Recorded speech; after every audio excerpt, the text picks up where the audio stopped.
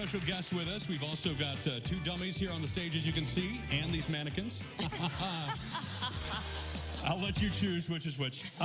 Heather Baker is her name, and she had a very life-changing event in the form of cardiac arrest. Correct. Sort of rock your world, nearly took your life, but now you're using it for the greater good. First of all, thank you for making the drive. She drove like 3 hours to be here, so thank you. Thank you for Heather. having me. I appreciate it. Thanks for being here. Tell us about your story, sort of in a nutshell, what happened, and then we'll talk about how you're using it. Sure. So at 28 years old, on February 1st, 2018, I woke up, went to work. I felt normal. I felt healthy. Walked into a meeting and suddenly felt really dizzy. I got up to go to the bathroom and fell to the ground and was experiencing sudden cardiac arrest in that moment. So we talked about atrial fibrillation earlier. I was in ventricular fibrillation at that time, VFib. So essentially your heart has stopped beating and is just shaking. Now, cardiac arrest and a heart attack are not the same thing, Correct. Is that right? Okay. Correct. So I like to explain it like this.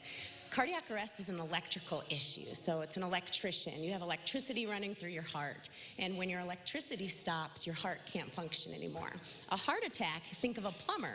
You have plumbing going into your heart, arteries, bringing blood to your heart, and when your pipes are clogged, then your heart can't work. So two different issues. Sudden cardiac arrest. That's a really brilliant way to describe it, actually. Thank you. That's really helpful.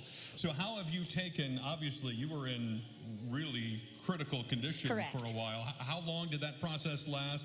And at what point, once you realized things were going to eventually be okay, did you decide, I'm going to do something about this for others? Sure. So survival rates are really low. Less than 9% of victims survive sudden cardiac arrest because you have to have CPR done on you within the first 4 to 6 minutes. Otherwise, you go brain dead pretty quickly. So people don't often jump into action fast enough.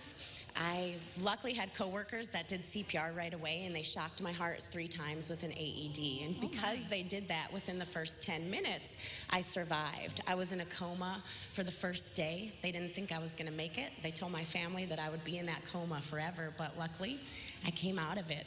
And here you are today. And I am. And when I did, to answer your question, it was immediately. My doctors explained to me what happened, and I had a really bad memory, so it was 50 first dates. They explained it again and again and again what happened, and they said, nobody really survives this. You need to use this story. They said, you like to talk a lot, and you survived something amazing. So right away, I reached out to the American Heart Association and started helping out, and now I'm a certified CPR instructor. And you have a very specific mission here. Will you tell us a little bit about it? Yeah, so my mission specifically is to get as many people CPR trained as possible, but I would also like to see legislation that school staff have to be CPR trained because that is not a mandate.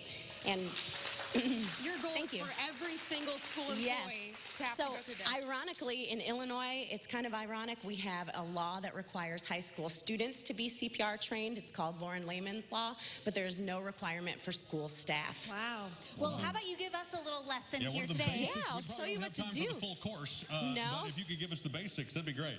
Yeah, absolutely. So we find our guys here, they're unresponsive. The first thing that you're going to do is you're going to say, hey, are you okay? You're going to try to wake them up. We can do it together. Give it a try.